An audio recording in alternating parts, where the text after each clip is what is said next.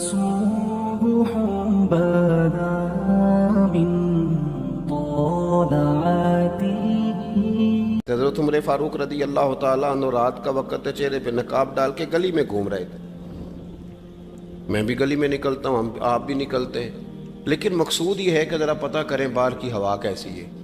مقصود یہ ہے کہ پتہ کریں کہ آج برگر کس دکان کا اچھا ہے، معلومات کریں کہ محلے کی سیاست کس رخ جا رہی ہے۔ وہ بھی نکلتے تھے، لیکن مقصود یہ نہیں تھا۔ مقصد سمجھ گئے تھے نا، وہ اس لیے نکلتے تھے کہ پتہ کروں کوئی دکھی تو نہیں، کوئی تکلیف میں تو نہیں، کوئی آزمائش میں تو نہیں۔ دیکھیں نا، کام وہی ہے، میں بھی کرتا ہوں، آپ بھی کرتے ہیں، ساری دنیا کرتی، لیکن وہ ایکم احسن عملا، کردار کس کا ستھرا ہے، ذہن کس کا اونچا ہے، ذوق کس کا بڑا ہے۔ زندگی وہ بھی بتا گئے، ہم بھی گزار رہے ہیں، لیکن وہی کمزور باتیں اور وہی روایتی گفتگو اور وہی لب و لہجہ اور وہی دنیا داری کے مخصوص سی ہماری گفتگو، فلاں کیا کر رہا ہے، کہاں پہنچ گیا۔ اگر پیسے کسی نے نہیں کمائے تو کہاں نکھٹو ہے تب نہیں کمائے، اور اگر زیادہ کما لیا تو کہنے لگے ایک نمبر طریقے سے تو نہیں کمائے جا سکتے، یہ کوئی غلط رستہ اختیار گفتگو ہے بس، نشستن گفتن برخاستن۔ تو اعلیٰ کام، اعلیٰ کردار ان لوگوں، حضرت عمر گزر رہے تھے تو غلام ساتھ تھا۔ ایک شخص کو دیکھا کہ مدینے کے باہر خیمہ لگایا ہوا ہے، بھئی خیریت ہے، یہاں خیمہ کو لگایا؟ کہنے لگا امیر المومنین سے ملنے آیا ہوں، رات ہو گئی تھی تو سوچا یہیں قیام کر لیتا ہوں، صبح ان سے ملوں گا۔ تو فرمایا اندر کسی کے درد سے کراہنے کی آواز آتی ہے، کہنے لگا میری بیوی ہے اور بچے کی ولادت کا وقت آ گیا، تکلیف میں۔ حضرت عمر دوڑے گھر گئے، اپنی اہلیہ سے کہنے لگے نیکی کمانے کا ارادہ ہے؟ اس نے کہا ہے۔ مقصد سمجھ گئے تھے نا وہ لوگ، بالکل ہے۔ فرمایا جو ضرورت کی چیزیں ولادت کے وقت ہوتی ہیں لے لیں، کچھ گھی لے لیا، کچھ چنے لے لیے، کچھ ضرورت کی چیزیں لے لی، خاتون کو ساتھ لیا۔ یہ خاتون اول کی بات کر رہا ہوں، میں خاتون اول کی بات کر رہا ہوں۔ حضرت فاروق اعظم رضی اللہ تعالیٰ عنہ امیر المومنین ہیں۔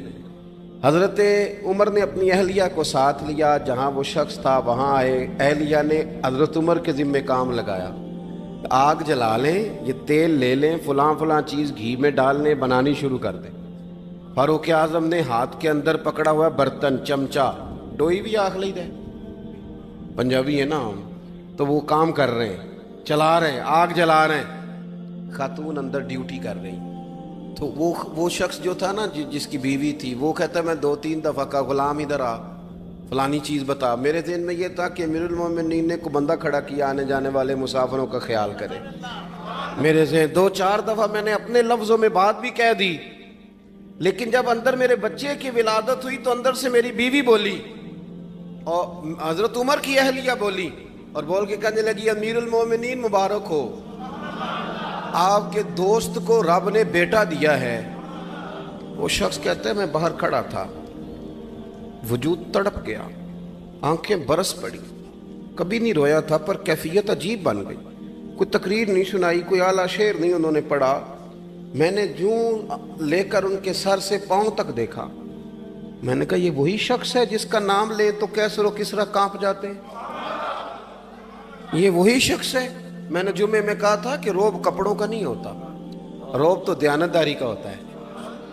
ہاں، بڑا مال کما کے لوگوں نے بنائی ہوتی ہے کار کوٹھی، تو بندے کھڑے ہو کے کہہ دیتے ہیں 2 نمبر طریقے سے آیا ہے، اور 13ویں-14ویں گریڈ کا ملازم ہو تو اس کے سامنے بہت بڑا افسر ڈر رہا ہوتا ہے، یار بندہ دیانتدار ہے، یہ رشوت نہیں لیتا، سفارش نہیں مانتا، یہ میرٹ پہ کام کرتا ہے۔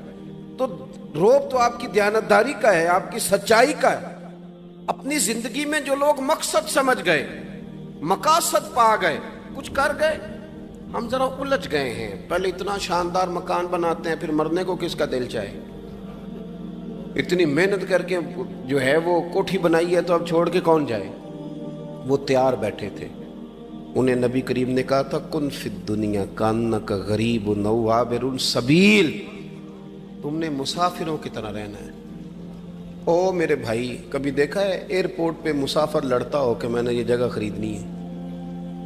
اسے پتہ ہے کہ ابھی فلائٹ آنی ہے، میں نے تو چلے جانا ہے۔ ریلوے اسٹیشن پہ جو جگہ ہوتی ہے وہ خریدنے کے لیے لوگ رٹا نہیں ڈالتے، انہیں پتہ ہے پہلی ٹرین سے چلے جانا ہے، बस स्टॉप पे झगड़े नहीं होते कि ये कुर्सी मेरी है, जाना जो है मिट्टी दें ते मिट्टी रहना ही, ਐਵੇਂ ਕਾਦੀ ਬੱਲੇ ਬੱਲੇ, ਅੱਜ ਮਿੱਟੀ ਦੇ ਉੱਤੇ ਬੰਦਿਆ ਤੇ ਕੱਲ मिट्टी दे थल्ले। इतना ज़्यादा मकसद नहीं ना जब समझते तो बेचैन है, बेकरार। बाद लोगों ने इतने पैसे जमा कर लिए कि इतने खा नहीं सकते, इतनी ज़रूरत नहीं, लेकिन इसके बावजूद है कि वो दौड़ ख़त्म होने का नाम ही नहीं ले रही। हज़रत सिद्दीक़ अकबर रज़ी अल्लाह ताला अन्हु अमीरुल मोमिनीन है। बादशाहों के बड़े बात होती है, हमारे मुल्क में ऐसे भी बादशाह गुजरे हैं कि जो सफ़र पे जाते थे तो खानसा में भी ले जाते थे, बावर्चियों को भी लेके जाते थे कि खाना मेरी मर्जी का होना चाहिए। हज़रत अबू बकर सिद्दीक ने पानी मांगा, अमीरुल मोमिनीन, तो सहाबा ने ना शहद मिला पानी पेश किया। कोई इतनी लंबी बात तो नहीं, लेकिन सिद्दीक अकबर रो ही पड़े, और इतना रोए कि हिजकियाँ बन गई। लोग कहते हैं पता नहीं था किस बात पे रो रहे हैं, पर हम भी रो पड़े। हुजूर आप क्यों रोते हैं? तो आप फरमाने लगे, यार मुझे आसानियों में मुब्तला करने लगे हो, मुझे इन दुनिया की लज्जात में उलझाने लगे हो। मैं हुजूर की बारगाह में बैठा था तो अल्लाह के रसूल फरमा रहे थे, पीछे हट जा, पीछे हट जा, पीछे हट जा। मैंने पूछा, हुजूर आप किसको कह रहे हैं? तो हुजूर फरमाने लगे, दुनिया मेरे पास आई थी, वो करीब करना चाहती थी मुझे, तो मैंने उसे कहा पीछे हट जा, मेरे नेड़े ना आना, दूर हट जा। तो हट तो गई है, पर जाती दफ़ा कह गई है, सोनिया आप तो बच गए हैं, पर आपके बाद वाले कैसे बचेंगे? तो मुझे सीने से लगा ले, गले से लगा ले। मकसद अपना समझें, आमाल का हुस्न पैदा करें। अगर इंसान का मकसूद माल कमाना है तो अगर माल मिल गया तो उसके बाद फिर क्या करेगा? किसी ने तय कर लिया था कि बहुत बड़ी गाड़ी और बहुत बड़ा बंगला मुझे चाहिए, तो वो बंगला उसे मिल गया, गाड़ी आ गई। अब तो मकासद क्योंकि तय नहीं होते, तो जो चीज़ इंसान छोटा सा मकसद तय करता है वो उसे हासिल हो जाता है। मैंने मुल्क से बाहर जाना है, घर सेट करना है, साथ वाला प्लाट लेना है, हो गया सारा कुछ, तो अब वो फिर इंसान बेचैन हो जाता है, परेशान रहता है, कहता है समझ नहीं आती मतलब मकसूद क्या है। अल्लाह तबारक व तआला ने तो एक तिनका बेमकसद पैदा नहीं किया, इतना सोना इंसान कैसे बेमकसद पैदा कर दे?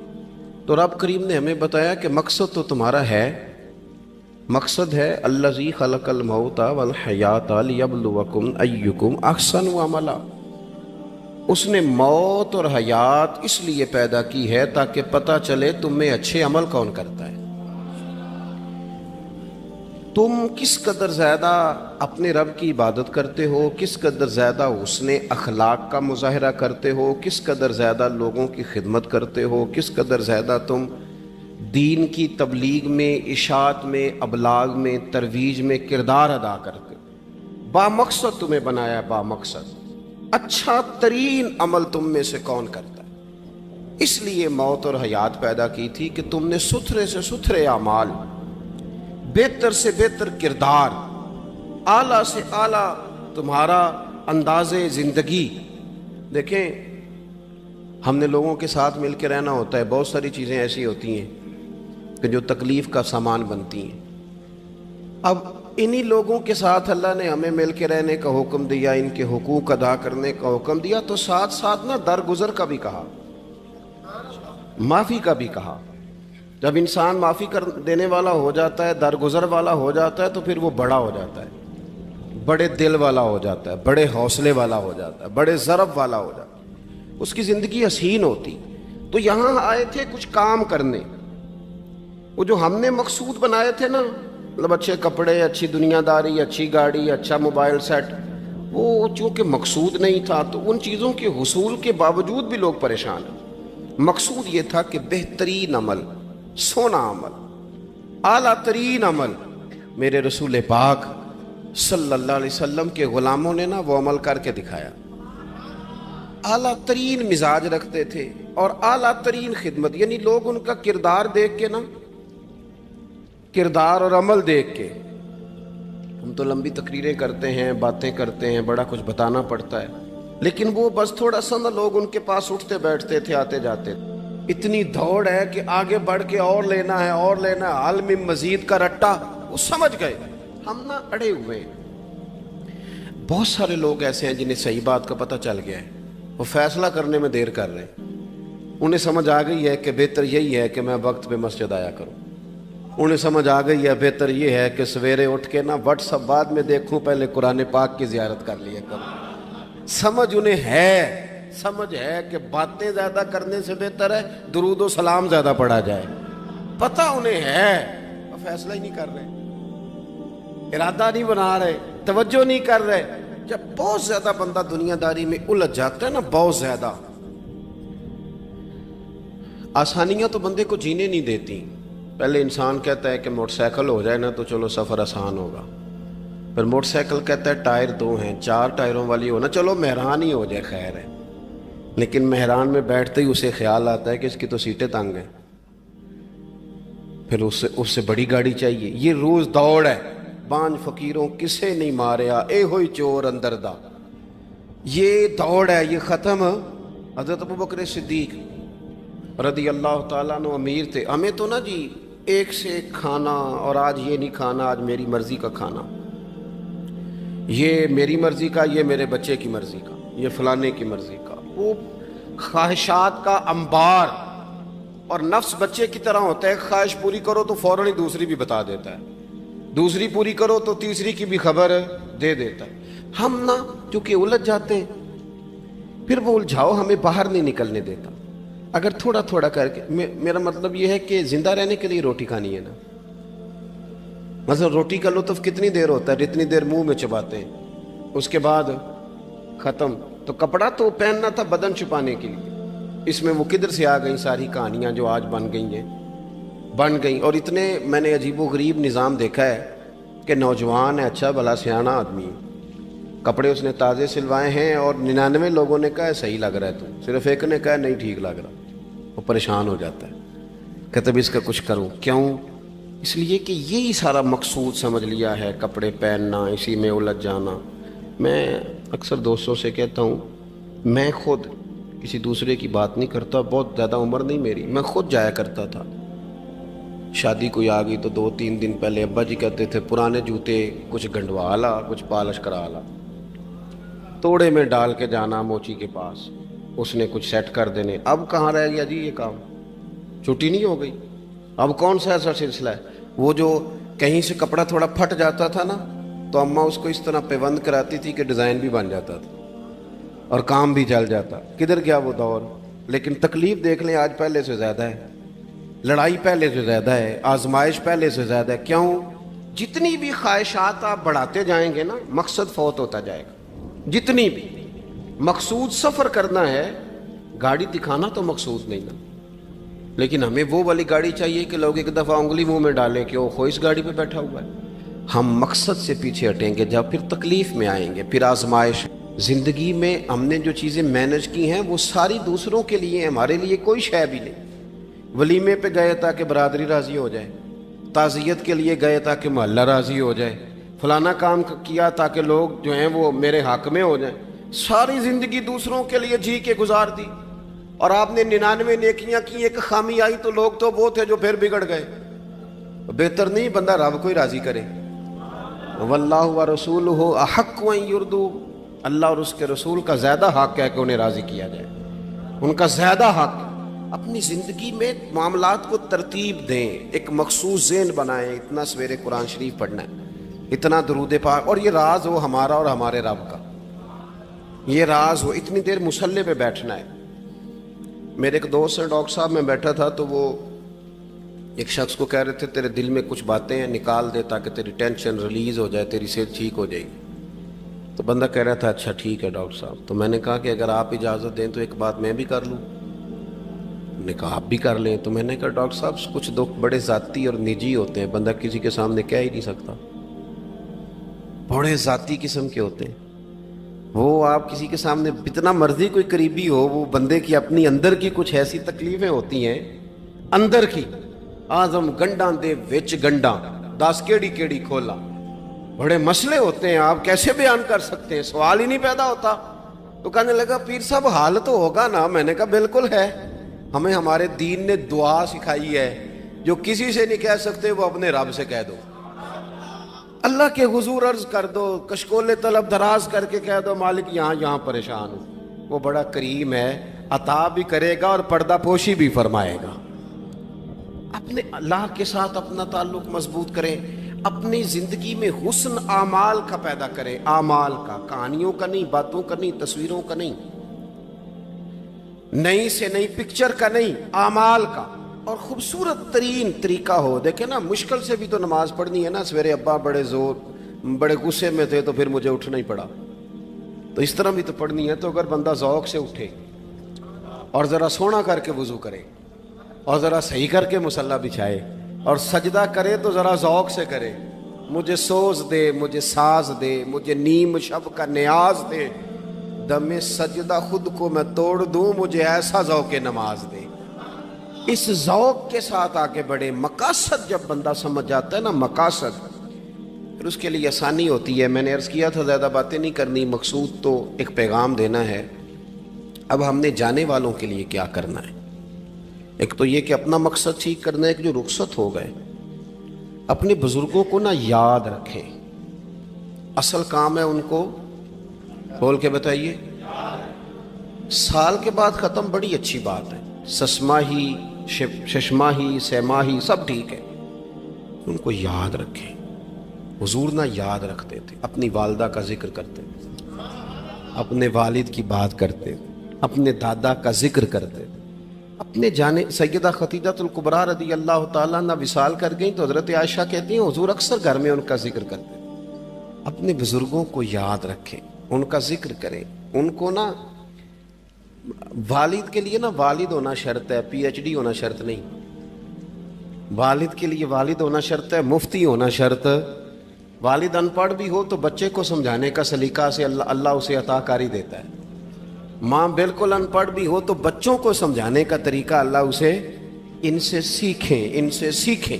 میرے والدہ اور والدہ دونوں اپنا نام نہیں لکھ سکتے تھے، تو میں اپنے دوستوں سے کہتا ہوں مجھے کبھی موقع ملے تو میں کئی جلدوں میں کتاب لکھ سکتا ہوں اپنے ماں باپ، اس لیے کہ وہ جو ہمیں سکھا گئے، جو بتا گئے، وہ انہی کا خاصہ تھا۔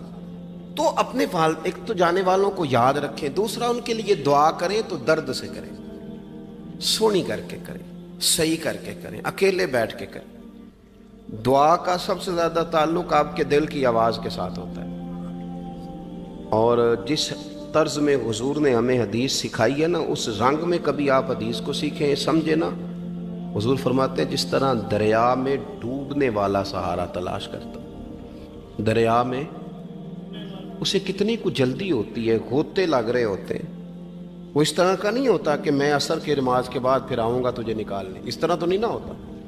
دریا میں ڈوبنے والا جس طرح کشتی سہارا تلاش کرتا ہے، حضور فرماتے ہیں اس طرح قبر میں جانے والا دعاؤں کا انتظار کرتا ہے۔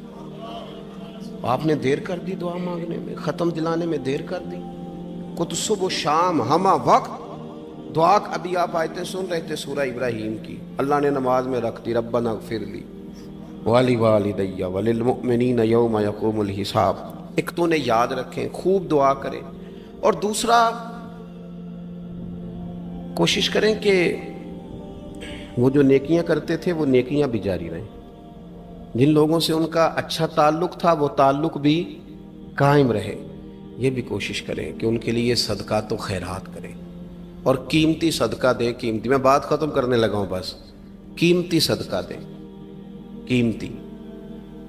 15 تولے سونا گھر میں پڑا ہوتا ہے، قیمتی ہوتا ہے نا۔ کبھی کسی نے چوک میں بتایا کہ آج 15 تولے سونا میرے گھر میں پڑا ہے؟ بولو نا، لگتا ہے تو سن 10 چھڑنا ہے۔ اگر گھر میں 50 لاکھ روپے کیش پڑا ہو تو چوک میں گلی میں آ کے آپ بات کریں کہ گھر میں پیسے پڑے ہیں، کیوں؟ کہ وہ قیمتی ہیں، کوئی لے نہ لے۔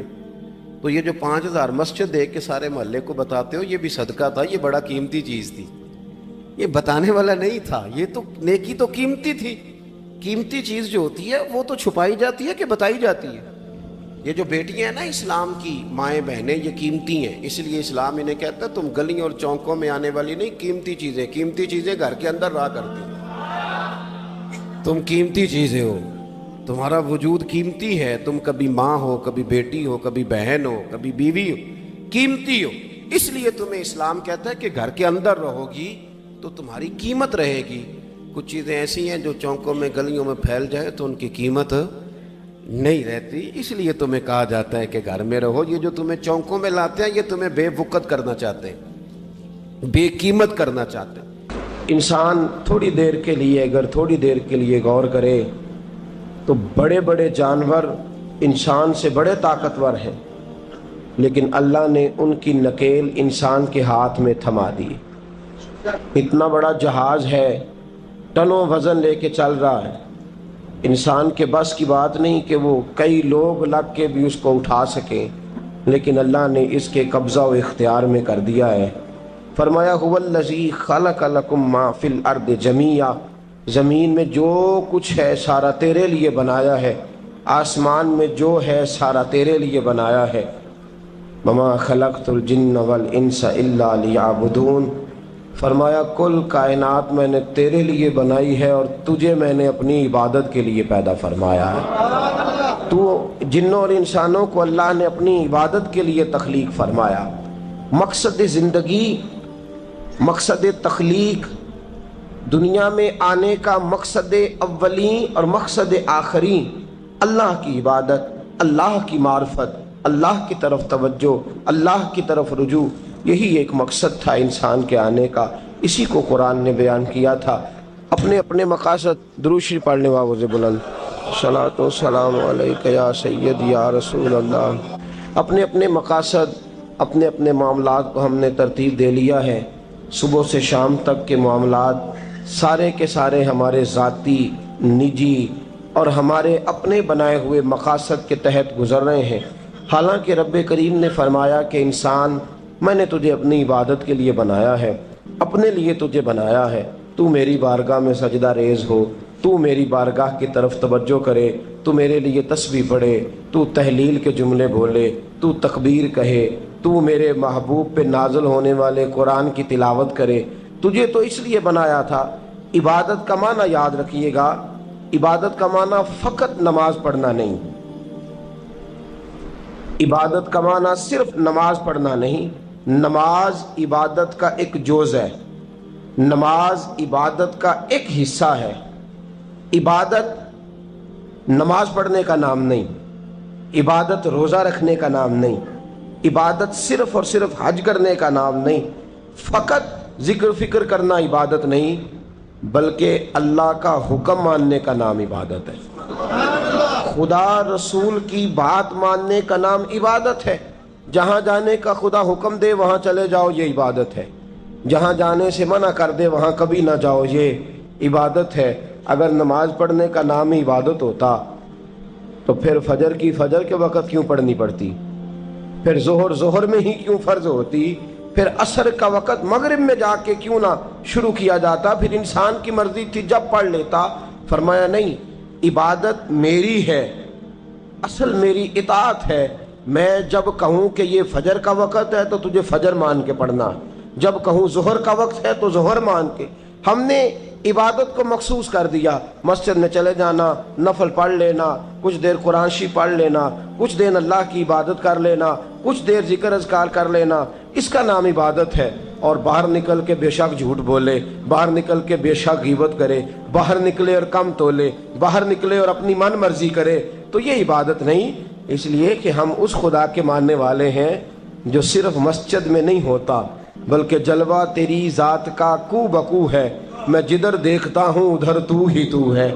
ہمارا خدا صرف مسجد میں نہیں ہے, اللہ ہر جگہ ہے. جے میں تینوں اندر جانا پھر مقید جانا, جے میں تینوں باہر سمجھا اندر کون سمانا. اندر بھی تویں باہر بھی تویں وچ بلا کون نمانا.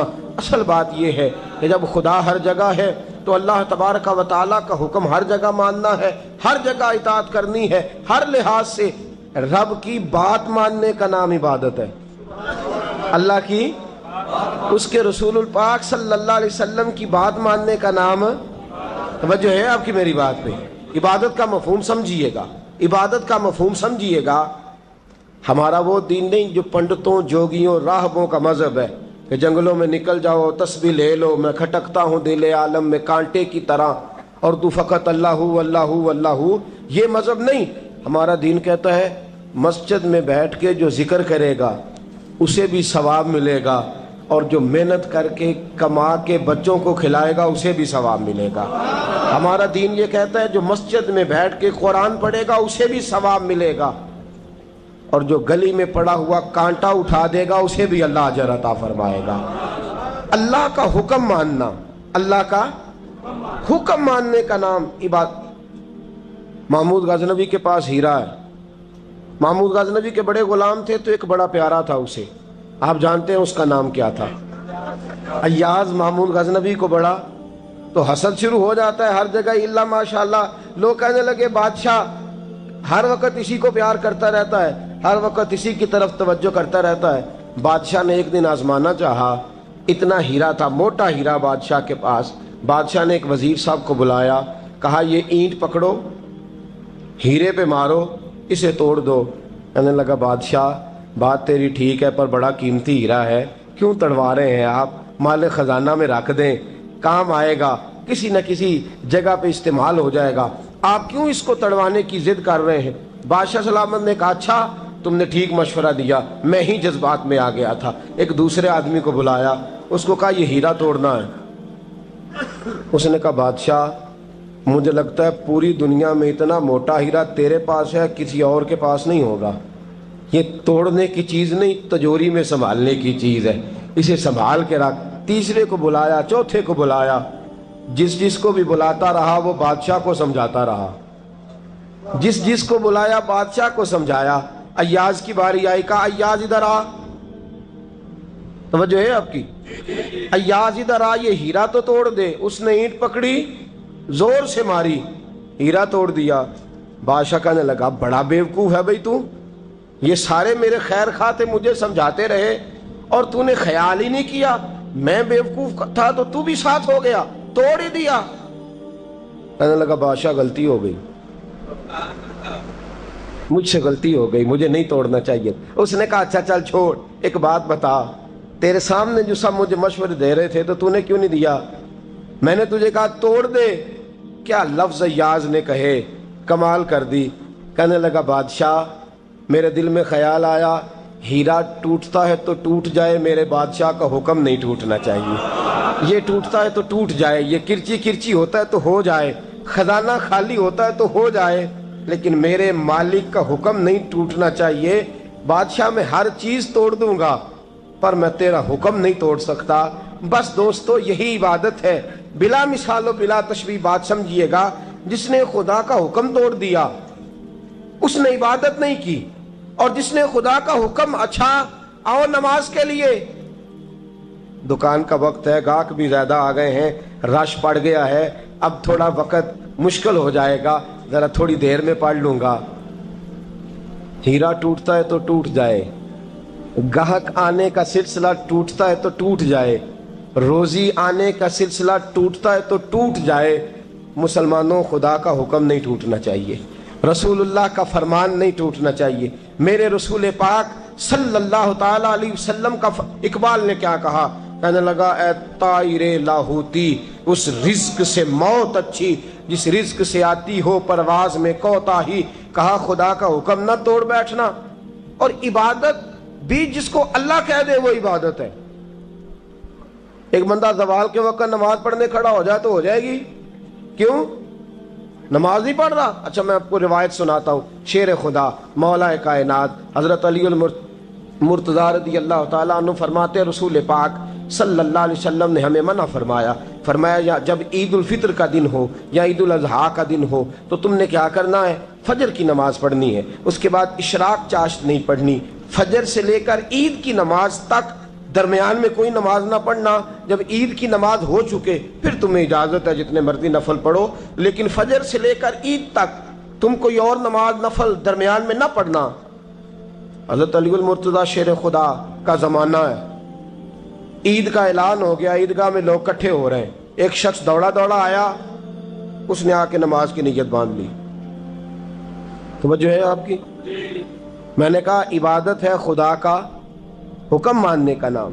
حضرت علی رضی اللہ تعالیٰ عنہ نے نماز کے بعد اس شخص کو بلایا، فرمایا ادھر آ، تجھے نہیں پتا کہ جب تک عید کی نماز نہیں ہوتی کوئی اور نفل نہیں پڑھیں گے؟ کہنے لگا جی میں نے نماز ہی پڑھی ہے، کوئی جرم کیا ہے؟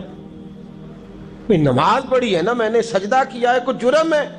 حضرت علی نے تلوار نکال لی، فرمایا جو مصطفیٰ کی سنت توڑ کے نفل بھی پڑے گا میں اس کا بھی سر قلم کر دوں گا، جو رسول پاک کے حکم کے خلاف عبادت بھی کرے گا اس کو بھی قتل کر دیا جائے گا۔ توبہ کر۔ یاد رکھیے گا، عبادت خدا رسول کی بات ماننے کا نام ہے۔ آپ سویرے 8 بجے اٹھ کے کھڑے ہو جائیں کہ میں نے تو فجر پڑھنی ہے، فجر کا وقت 8 بجے نہیں ہوتا، وہ گزر گئی 4 بجے، 4:15 بجے ہو چکا۔ ایک شخص شام 7 بجے کھڑا ہو جائے، کہے جی میں تو ظہر کی نماز 7 بجے پڑھا کروں گا، یہ کیسے ممکن ہے؟ اس کا وقت تو 2 بجے کے راؤنڈ اباؤٹ ہے، تجھے اسی وقت ادا کرنی۔ یاد رکھیے گا عزیز ساتھیو، عبادت اللہ کا حکم ماننے کا نام ہے، لیکن عبادت کی بہت بڑی جو ایک رکن ہے، عبادت کا بہت بڑا جو ایک جز ہے وہ نماز پڑھنا ہے، بہت بڑا جز۔ حضرت محمد بن ابی بکر حضرت صدیق اکبر کے صاحبزادے رضی اللہ تعالیٰ عنہ کیا فرماتے ہیں؟ فرماتے ہیں مسلمانوں بڑے نصیبوں والے ہو، بڑے نصیبوں والے ہو، تمہیں تو اللہ کی بارگاہ میں جانے کے لیے اجازت ہی نہیں لینی پڑتی، اللہ نے تمہارے لیے دروازہ ہی کھول دیا ہے۔ جب دل کیا، وضو کیا، نماز کی نیت باندھی، اللہ کے دروازے کھل گئے، اور بغیر کسی ترجمان کے تم نے اپنے رب سے بات کرنی شروع کر دی۔ عبادت ایسی نعمت ہے، اللہ کی بارگاہ میں کھڑے ہونا، سجدہ کرنا اتنی بڑی فضیلت کی بات ہے۔ یہ حدیث میرا خیال ہے آپ کو کبھی بھولنی نہیں چاہیے۔ سید عالم نور مجسم شفیع معظم صلی اللہ علیہ وسلم نے فرمایا، بتاؤ اگر کوئی کسی کے گھر مہمان جائے تو میزبان اس کے ساتھ کیا سلوک کرے گا؟ تو صحابہ کہنے لگا یا رسول اللہ جتنا میزبان اچھا ہوگا اتنا ہی اچھا سلوک کرے گا، جتنا وہ اعلیٰ ہوگا اتنا ہی اعلیٰ سلوک کرے گا، جتنا وہ عرفہ ہوگا اتنی ہی اس کی بات بھی بڑی ہوگی۔ نبی پاک صلی اللہ علیہ وسلم نے فرمایا جو مسجد جاتا ہے وہ اللہ کا مہمان ہے، جو مسجد جاتا ہے وہ اللہ کا مہمان ہے۔ فرمایا میزبان کے ذمے ہے کہ مہمان کے اوپر رحمت کرے، کرم کرے۔ فرمایا جب تو مسجد جاتا ہے تو خدا بھی رحمتوں کے دروازے کھول دیتا ہے، اللہ تیرے لیے فضل کے دروازے کھول دیتا ہے۔ نبی پاک صلی اللہ تعالی علیہ وسلم نے فرمایا جب تو اپنے گھر سے مسجد جانے کے لیے ابھی نکلتا ہے، ابھی تو گیا نہیں، ابھی تو نکلا ہے، فرمایا تو نے سیدھا پیر اٹھایا ہے تو تیرا ایک درجہ بلند ہو گیا ہے، تو نے الٹا قدم اٹھایا ہے تو تیرا ایک گناہ معاف ہو گیا ہے، پھر تو نے سیدھا قدم اٹھایا ہے تو تیرا ایک درجہ بلند ہو گیا۔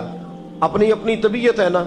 حضور نے حدیث سنائی، حضرت سیدنا اسید بن حضیر رضی اللہ تعالیٰ عنہ دیہاتی آدمی تھے، مسجد نبوی سے دور گھر تھا، مسجد آنے جانے کے لیے گدھا رکھا ہوا تھا، گدھے پہ بیٹھ کے مسجد آتے تھے، نماز پڑھ کے اسی پہ بیٹھ کے لوٹ جاتے تھے۔ جس دن حضور نے فرمایا نا ایک قدم پہ ایک گناہ معاف ہوتا ہے، ایک قدم پہ ایک نیکی ملتی ہے، گدھا گھاری چھوڑا ہے۔ صحابہ کہنے لگے یار دور کا تیرا سفر ہے، تم آرام سے گدھے پہ آ جا۔ کہنے لگے کیوں؟ میں کیوں گدھے پہ آؤں؟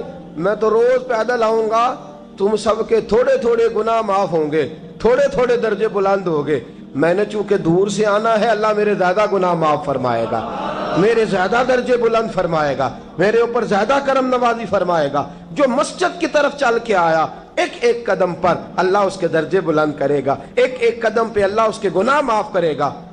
نبی پاک صلی اللہ تعالی وسلم کی اپنی سنت کیا ہے؟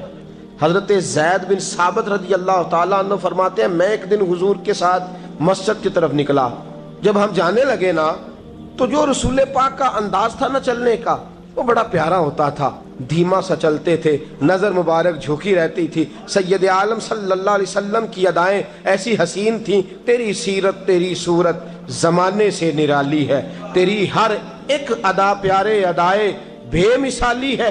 فرمایا جھکی جھکی نظروں سے حضور چلتے تھے۔ آج میں ساتھ ہوں، پہلے بھی کئی دفعہ ساتھ تھا، مسجد کی طرف جا رہے تھے، کسی جگہ سے واپس لوٹے تھے، کسی کے گھر سے مسجد جا رہے تھے۔ فرمایا ہلکے ہلکے قدم، چھوٹے چھوٹے قدم، آہستہ آہستہ حضور چل رہے ہیں۔ فرماتے ہیں میرے دل میں بار بار خیال آتا، کہ یہ حضور کا چلنے کا وہ انداز نہیں جس انداز میں حضور چلتے ہیں. چلتے پہلے بھی دھیما ہے، چلتے پہلے بھی بڑا پروقار ہے، لیکن آج کچھ زیادہ ہی آہستہ چل رہے ہیں، آج قدموں میں زیادہ ہی ٹھہراؤ آ گیا ہے. فرماتے میں بے چین تھا، میرے دل میں تصور تھا، جرت نہیں کرتا تھا پوچھ لوں اے پائے نظر ہوش میں آ یہ کوہ نبی ہے، آنکھوں سے بھی چلنا یہاں بے ادبی ہے. جرت نہیں ہوتی تھی کہ پوچھ ہی لوں، استفسار ہی کر لوں. فرماتے ہیں مسجد کا دروازہ آیا. کمال یہ تھا کہ آگے آگے حضور تھے، پیچھے پیچھے میں تھا.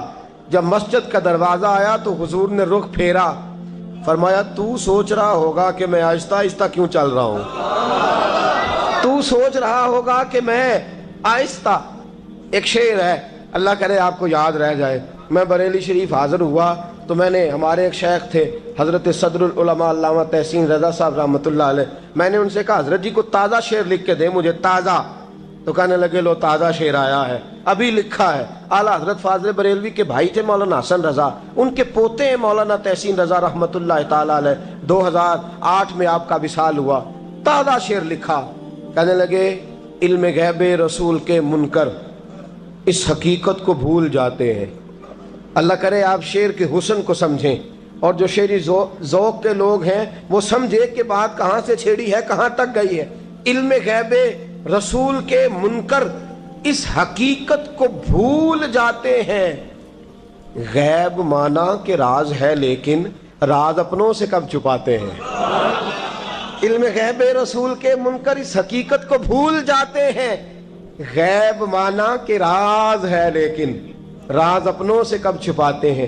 حضرت زید بن ثابت رضی اللہ تعالیٰ عنہ فرماتے رخ پھیرا اور حضور نے فرمایا تو سوچ رہا ہوگا کہ سونے آج بڑے دھیمے دھیمے قدم چل رہے ہیں، بڑا آہستہ آہستہ قدم اٹھا رہے ہیں.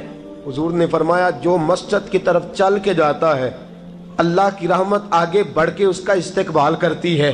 اور فرمایا جتنے قدم زیادہ ہوتے ہیں اتنے درجے بھی زیادہ بلند ہوتے ہیں. میں اس لیے آہستہ آہستہ آیا ہوں کہ اللہ میرے زیادہ درجے بلند فرما دے. اس لیے آیا ہوں کہ زیادہ درجے. مسجد میں اس لیے آہستہ.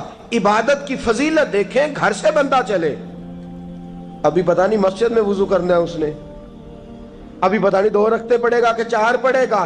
فرمایا عبادت کے لیے نکل بھی پڑے تو اللہ اس کے درجے بلند کرنے شروع فرما دیتا ہے. درجے بلند ہونے شروع ہو گئے. بنو سلمہ قبیلہ ہے، محلہ ہے. بنو قریظہ یہودیوں کا محلہ تھا، اس کے بعد بنو سلمہ مسلمانوں کا محلہ تھا، اور تقریباً آج کے حساب سے 1.5-2 کلومیٹر کا فاصلہ تھا مسجد نبوی سے. پیدل چل کے آتے تھے لوگ.